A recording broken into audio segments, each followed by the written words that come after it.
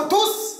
Tantsika androany inona atao mba hampihenana fiterahana eto amitsika Madagasikara dia ny zaza tsy ampitaona no maro anisa ny olana ateraky izany dia mitarika amin'ny tsy fampandrosoana fiainam-pianakaviana ary zay koa isan'ny sakana lehibe amin'ny fampandrosoana firenena koa satria ny ankohonana anankiray dia misy manana zaza 8, 9, 10 surtout any ambanivohitra tena cible amin'izany any ho any amin'ny 3 isanjaton'ny mponina malagasy dia latsaka ny 8 taona izay mbola tsy mahavita miasa ary mbola velomim-potsiny mazava ho azy ny fandrosoana mitsilopolopo satria tsy voasahana ray aman-dreny ny fikarakarana le zaza maro anisa ao anatin'ny trano tsy voampianatra ny zaza ka lasa mirenireny inona ary ny olana ary ino koa ny vaholana amin'izay voalohany ny olana dia manque de connaissances, manque de compétences et manque d'assistance du personnel médical.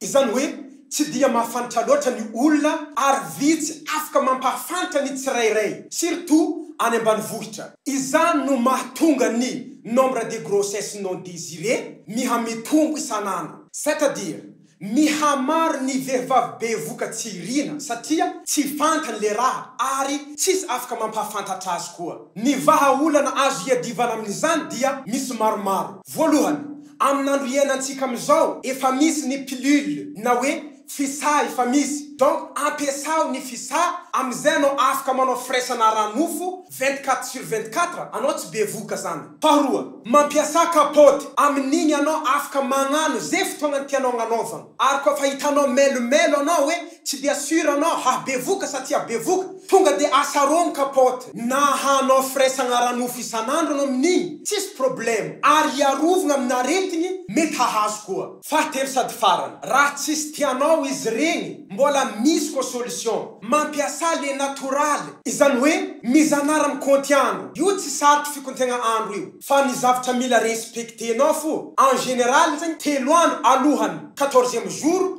sy 3 andro afarany 14e jour mila tandremanao igny tsy manao firaisana ranofo ary agnatin'io jour dangereux io mila tsy mifampikitikitiky feky satria amin'igny zegny ny vehivavy tena manana filana dikan'izegny aleo tsaratsara zegny raha ohatra tsy adigny misaraka fandriagna ny vehivavy ato ny lehilahy ato mba hitandremagna tsy ho bevoka tsy ara-potoagna tsy ho bevoka tsy irina. Ny fomba fikontegna andro am'izay io cycle menstruel na vehivavy io mizara anankiroa fotsiny. Voalohany misy cycle régulier de misy cycle irrégulier fa io misy vidéo lava io raha ohatra mila explication en détail tonga de midira MP fa amesiko vidéo. Bon, en fin de compte nohony tsy fahafantarana sy tsy fisian'ny mpampahafantatra mahatonga ny vehivavy ho bevoka tsy irina. Vokatry izany dia lasa mihamaro zaza teraka tsy voahantoko am'izay satria tsy voakarakara ny ray aman-dreny ary igny no source lehibe tsy mampandroso an'ity Madagasikara ity. Merci. Thème magnaraka arahony pejy Capitaine Lac Ambi. Yes I.